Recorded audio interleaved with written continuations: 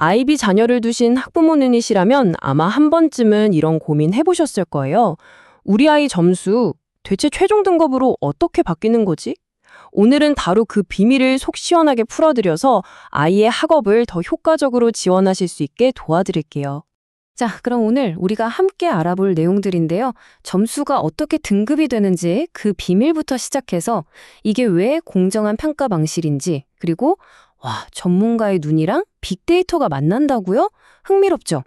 또 4등급과 7등급은 뭐가 다른지, 그래서 우리 아이가 5등급 받으려면 몇 점이 필요한지, 실전 계산까지, 마지막으로 이 모든 게 왜 중요한지까지 차근차근 짚어볼게요. 네, 첫 번째 주제입니다. 사실 많은 학부모님들이 제일 궁금해하시고 또 불안해하시는 게 바로 이 부분일 거예요.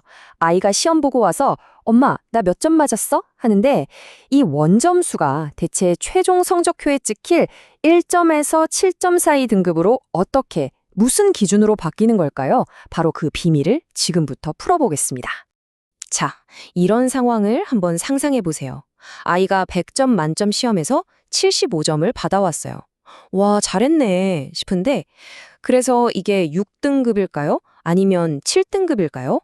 정답은 놀랍게도 알 수 없다. 정확히는 그때그때 다르다입니다. 왜냐하면 바로 이 모든 궁금증의 열쇠를 쥔 등급 경계, 영어로는 grade boundaries라는 개념 때문이죠. 자, 그럼 이 알쏭달쏭한 점수 시스템의 핵심, 바로 등급 경계에 대해서 본격적으로 알아보겠습니다. 이게 바로 아이비 평가의 공정성을 지키는 가장 중요한 장치거든요. 쉽게 말해서 등급 경계라는 건 몇 점부터 몇 점까지가 7등급 이런 식으로 점수 구간을 정해놓은 거예요.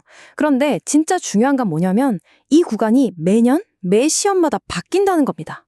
그러니까 작년에 수학 7등급 커트라인이 85점이었다고 해서 올해도 똑같으리란 법이 없는 거죠.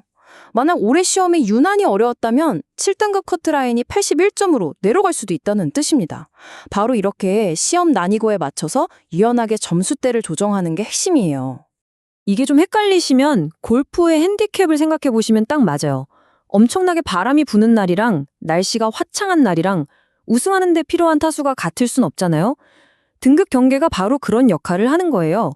시험이 어려웠던 해의 학생이나 쉬웠던 해의 학생이나 모두 공정한 출발선에 설 수 있도록 경기장을 평평하게 만들어주는 일종의 핸디캡인 셈이죠. 결국 중요한 건 시험의 난이도가 아니라 학생의 진짜 실력이니까요. 자, 그럼 이런 중요한 결정을 대체 누가 어떻게 하는 걸까요? 그냥 감으로 하는 걸까요? 절대 아니죠. 여기에는요, 수십 년 경력 전문가의 날카로운 눈과 어마어마한 양의 빅데이터 분석이 아주 정교하게 결합됩니다.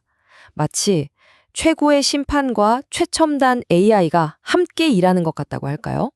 바로 이 두 가지 축이 완벽한 균형을 이룰 때 최종 등급 경계가 정해집니다. 한쪽에는 전문가적 판단이, 다른 한쪽에는 통계적 증거가 있죠.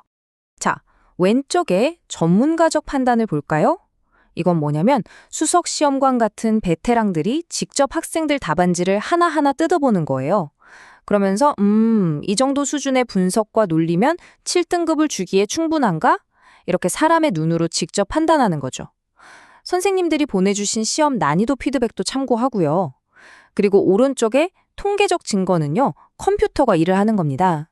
올해 학생들의 점수 분포는 어떤지, 작년이나 재작년 데이터랑 비교했을 때 이상한 점은 없는지, 이런 걸 분석해서 해가 바뀌어도 7등급은 늘 비슷한 수준의 7등급이 되도록 만드는 거죠. 자, 그럼 도대체 7등급 받는 학생은 뭐가 다르길래 7등급을 받는 걸까요? 4등급과 7등급, 이 숫자 사이에는 생각보다 큰 차이가 있습니다. 각 등급이 뭘 의미하는지 정확히 알아야 우리 아이가 어디에 더 집중해야 할지 방향을 잡아줄 수 있겠죠? 아이비에서는 각 등급이 어떤 수준인지를 설명하는 등급 설명자라는 게 있어요. 이걸 보면 차이가 확 느껴지실 거예요. 간단히 말해서 4등급이 이런 개념이 있구나 하고 기본적인 내용을 이해하는 수준이라면 7등급은 그 개념을 완전히 자기 것으로 만들어서 자유자재로 활용하고 비판하고 창의적으로 적용하는 수준이에요. 그냥 아는 것과 그걸로 무언가를 만들어내는 것의 차이죠. 좀 더 구체적으로 볼까요? 4등급은 기본적인 지식을 보여주고 어느 정도 분석도 해요. 하지만 주장이 좀 오락가락할 수 있죠. 반면에 7등급은 어때요? 그냥 이해가 아니라 뛰어난 이해, 깊이 있는 분석을 보여줍니다. 배운 걸 그냥 쓰는 게 아니라 창의적으로 적용하고 주장을 펼쳐도 아주 정교하고 설득력 있게 하죠. 4등급이 튼튼한 기초 공사라면 7등급은 그 위에 멋진 디자인의 건물을 올리는 것과 같아요. 우리 아이가 어디에서 어디로 점프해야 하는지 보이시죠? 자, 이제 이론은 충분히 알았으니 가장 현실적인 이야기로 넘어가 볼게요. 바로 실전 계산법입니다. 오늘 배운 내용을 바탕으로 부모님께서 직접 우리 아이의 목표 점수를 계산해 보는 방법을 알려드릴게요. 예를 들어 볼게요. 우리 아이가 특정 과목에서 꼭 5등급을 받아야 하는 상황입니다. 그리고 작년 등급 경계를 보니 대략 총점 65점 정도면 5등급을 받았다고 해요. 그럼 남은 기말고사에서 과연 몇 점을 받아야 이 목표를 달성할 수 있을까요? 이걸 직접 계산해 보는 거예요. 이 방법을 아시면 학교 상담 가셨을 때 정말 구체적인 대화를 하실 수 있습니다. 계산을 하려면 먼저 이걸 알아야 해요. 바로 점수 비중입니다. 최종 점수는 보통 학교에서 진행하는 내부 평가, 즉 IA가 20%, 그리고 마지막에 치르는 외부 시험이 80%를 차지해요. 과목마다 조금씩 다르긴 하지만 대부분 이렇습니다. 딱 봐도 외부 시험의 비중이 압도적이죠? 자, 그럼 아까 그 상황으로 돌아와서 같이 계산해 볼게요. 1단계, 우리의 목표는 총 65점을 넘어서 5등급을 받는 겁니다. 2단계, 우리 아이가 IA에서 20점 만점에 18점을 받아왔어요. 이건 이미 확보된 점수죠. 자, 그럼 3단계, 계산 들어갑니다. 목표 점수 65점에서 이미 받은 18점을 빼는 거예요. 그럼 얼마가 남죠? 네, 47점입니다. 마지막 4단계 결론이 나왔습니다. 우리 아이는 80점 만점인 외부 시험에서 최소 47점 이상을 받아야 하는 겁니다. 어때요? 이렇게 계산해보니 앞으로 무얼 해야 할지 계획이 딱 서지 않으세요? 자, 이제 마지막 이야기입니다. 듣다 보니 아니 왜 이렇게 복잡하게 하지 싶으실 수도 있어요. 아이비가 이렇게까지 하는 이유는 단 하나입니다. 바로 전 세계 모든 학생들에게 공정한 잣대를 제공하고 그 결과에 대한 신뢰를 지키기 위해서죠. 특히 대학 입시에서 이게 정말 중요합니다. 생각해보세요. 이 엄격한 과정이 있기 때문에 시험이 유난히 어려웠던 해에 졸업한 학생이나 좀 쉬웠던 해에 졸업한 학생이나 대학 입장에서는 똑같이 평가할 수 있는 거예요. 또 어느 나라에서 시험을 봤든 상관없이 IB 7등급이면 이 정도 실력이구나 하고 믿을 수 있는 거죠. 바로 이겁니다. 이 정교한 과정 덕분에 2025년의 7등급이나 2026년의 7등급이나 똑같은 실력을 의미하게 되는 거죠.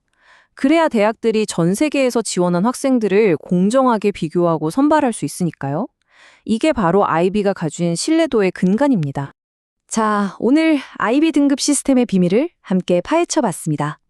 이제 부모님께서는 실질적인 도구를 하나 얻으신 셈이에요.